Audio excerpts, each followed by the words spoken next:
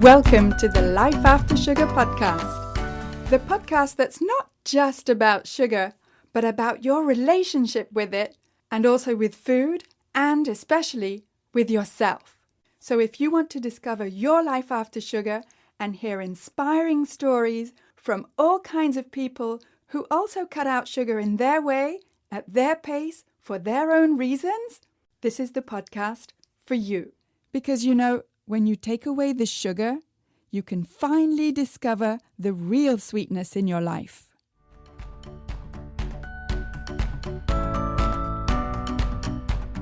I'm your host, Netta Gorman.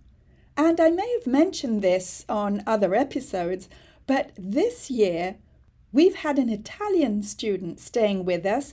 It's not exactly an exchange program because our daughter isn't going to Italy, but there is a program that exists that allows high school students from other countries to come and spend the school year in a Canadian family. And because our daughter's always wanted a big brother, well, we thought we'd fly one in from Italy. And in this episode, I want to talk about what I learned from our Italian son about food and about carbs. I'll let you have my thoughts in just a minute. But first, I just wanted to tell you that if you're looking for some free resources about how to get rid of cravings, then I have plenty for you. First, download my 5 tips to get rid of cravings. And those 5 tips may not be what you think they are. So go to aftersugarclub.com and download your 5 tips today. And come check out the Life After Sugar Facebook page and subscribe to the Life After Sugar YouTube channel, as well as my Instagram account at My Life After Sugar, which is where you'll get all kinds of inspiration so that you can see that it's perfectly possible to live a happy and active life, even if you don't eat sugar. You can also check out my TikTok account at Netta_Life After Sugar. So, as I said in the intro, this school year we've had an Italian student staying with us. His name is Alessandro. He was 17 when he arrived on the 29th of October 2023, and he just turned 18, and he goes to our daughter's high school. He's a little bit older than the high school students because here in Quebec, in Canada, most students are 17 when they graduate from high school, and then they go to college, which is the level at which I teach, from the age of 17 to 19 or 20. So as I said, he's a little bit older than the other students, but it doesn't matter. My daughter is in the 4th year of high school, and Alessandro is in the 5th and last year. So, of course, Alessandro's goal when he came over here was certainly not to teach me about food or carbs or sugar or anything else. In fact, I'm guessing that the main goal was probably his parents' goal, which is for him to get to know another culture, another language, and another family dynamic. But here's the first thing I noticed when he arrived, and mums of teenage boys out there will probably relate to this.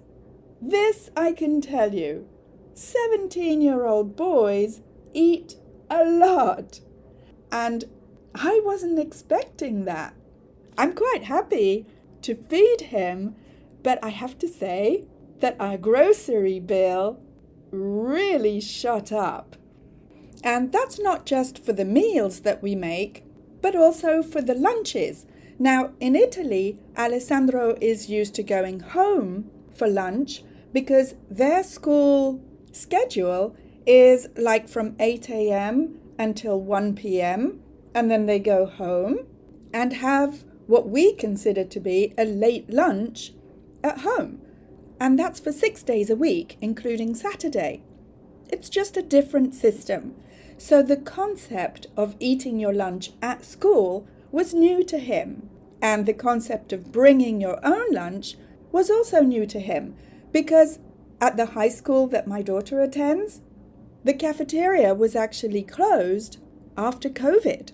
So there are no hot meals available. You have to bring your own lunch.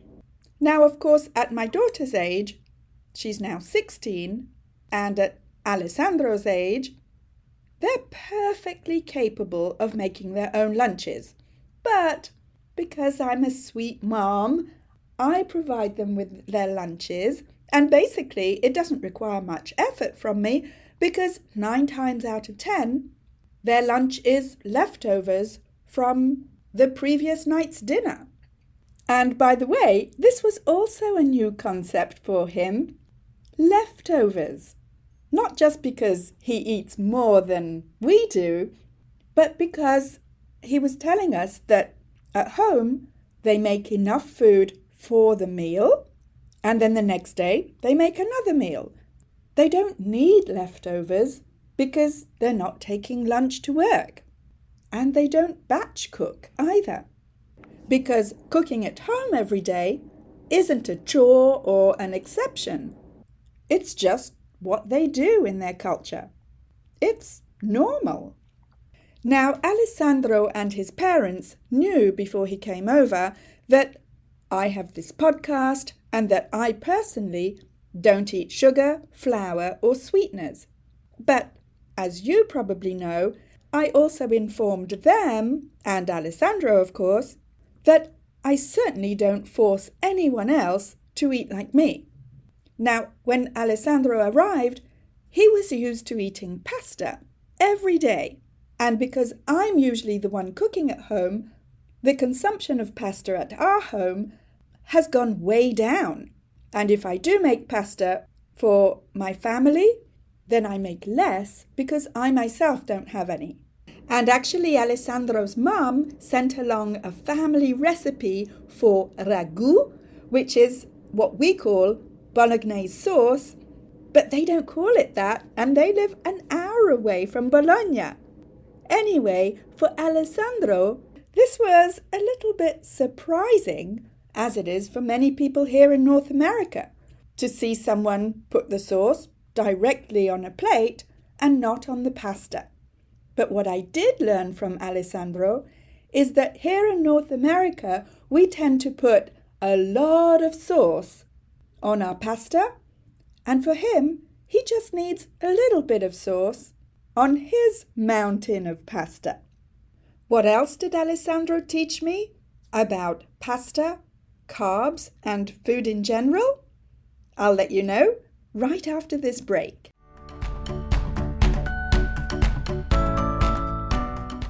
I want to take a quick break to say that if this is your first time here, then welcome and thank you for listening to this podcast. And whether you're new or a regular and you haven't yet rated or reviewed this podcast, could I ask you to scroll down and tap on the stars to rate this podcast and also to write a short review to let me know how this podcast is helping you in your life after sugar. I love reading your reviews, like this one from April 2024 with 5 stars saying, "I absolutely love this podcast. So much great information and I'm enjoying my new healthy lifestyle. So thank you, Netta. Your enthusiasm is addictive." And when you rate and review this podcast, not only does it encourage me to continue making new episodes, but it also helps to share this podcast and have more people see it so that we can help more people feel better and lose weight with less sugar. So again, thank you for rating and reviewing this podcast and for spreading the word about sugar.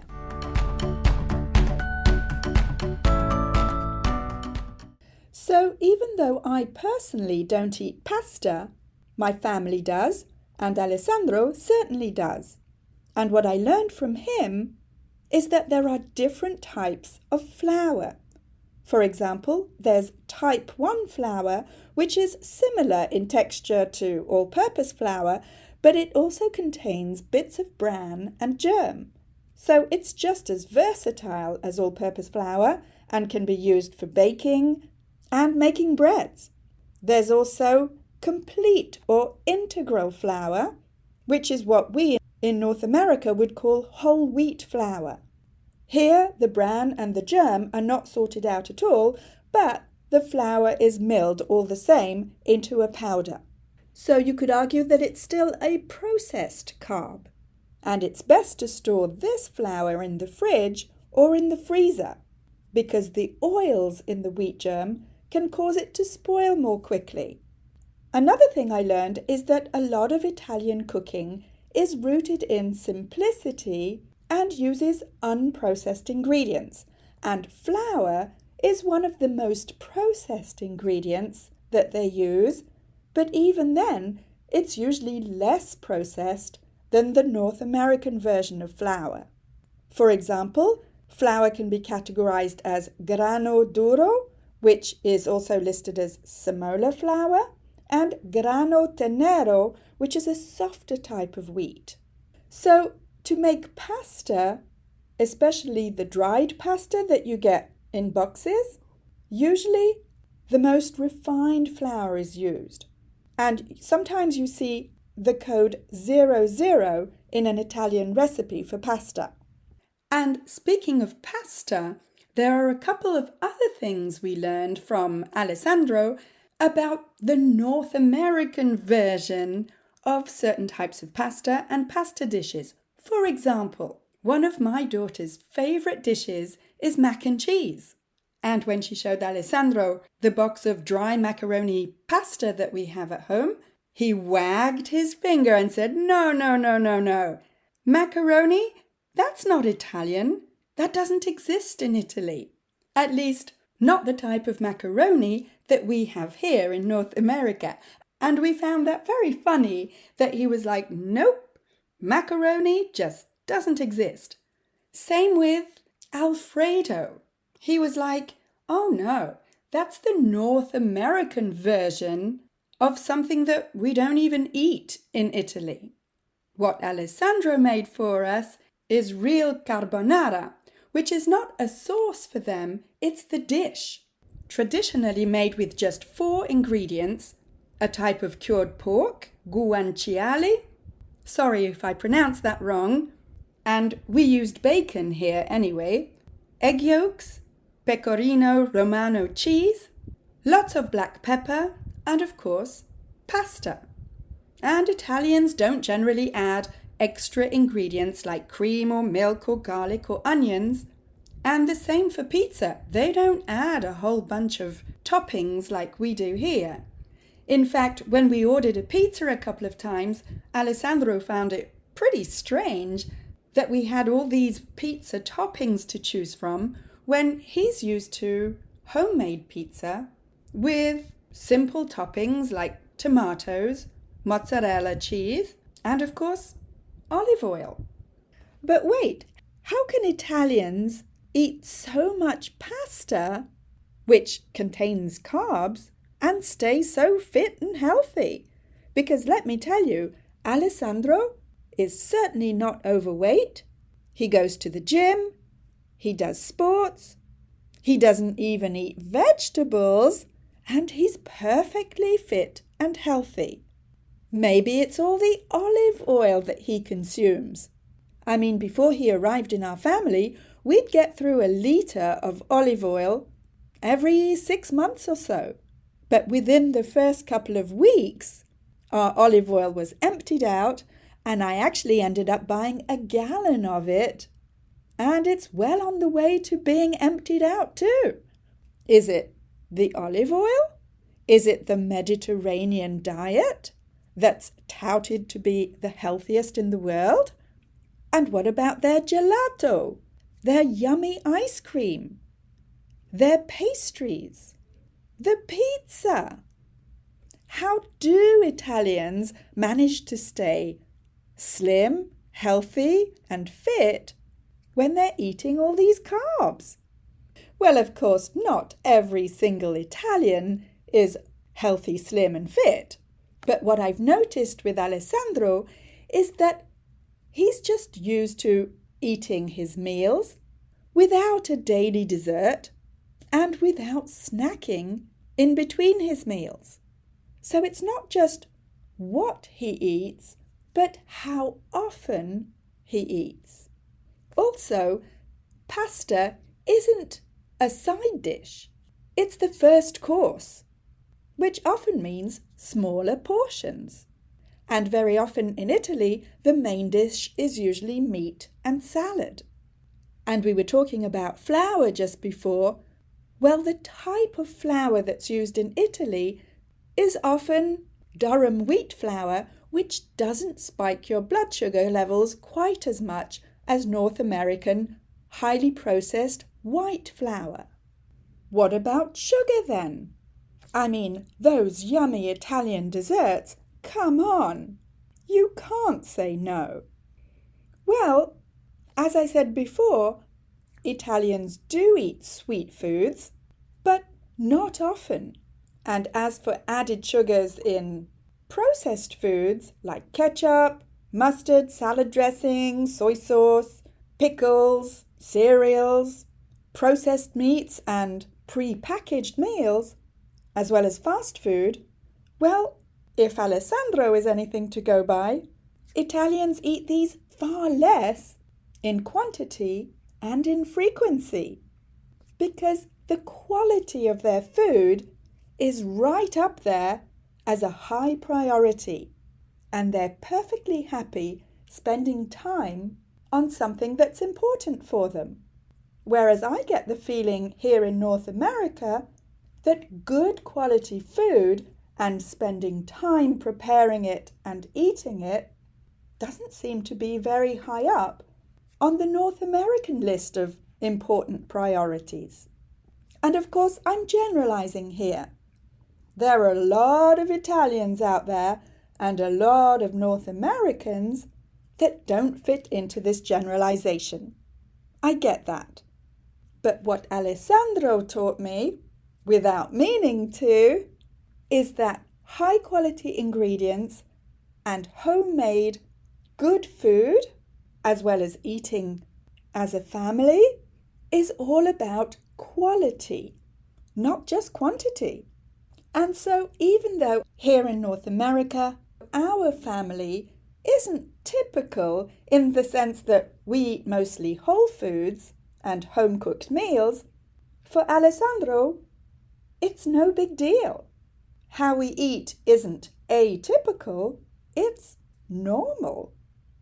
And sure, we got him to taste drive-through fast food, Oreos, frozen pizza, and all the maple stuff here in Canada, and he was quite open to tasting them all. But he wasn't that impressed, and he certainly didn't crave them. He tasted them, enjoyed them, and then went right back to his regular food. In other words, real whole food. So it's been an interesting year for all of us, I think. And even though the goal was for Alessandro to learn about a new language and a new culture, I think I learned just as much as he did. And I want to take this opportunity to thank Alessandro's parents, Vanya and Marco, and his brother, Eduardo, as well as their two cats, Ginger and Fred, for lending us Alessandro this year. Grazie e arrivederci. And if you also want to learn how to make real whole foods a priority in your life and break that hold that sugar has over you, this is exactly why I created the Freedom from Cravings Formula program. It's a program that's specifically designed for women over 50 who want to get rid of cravings and feel more in control around food, especially sugar and comfort foods. In the program, you'll get step-by-step guidance and customized support through the 5-step formula that I've developed to help you get control over cravings so that you can finally live your life with more energy and fit into your favorite clothes effortlessly and feel confident in your food choices so that you can ditch the shame and embarrassment that you feel every time your emotions make you slip or fall off the wagon, and so that you never feel like you're on some kind of a restrictive diet. If you're at the stage of your life where you're finally ready to look after yourself, let's chat. You can hop on a free clarity call with me at any time by going to aftersugarclub.com and clicking on the big green button, Schedule a Clarity Call. We'll have a quick 30-minute one-on-one chat to see if the Freedom from Cravings Formula 90-day program is a good fit for you. So go to aftersugarclub.com. Speak soon. That's it for this week. Keep in touch and see you soon for another episode.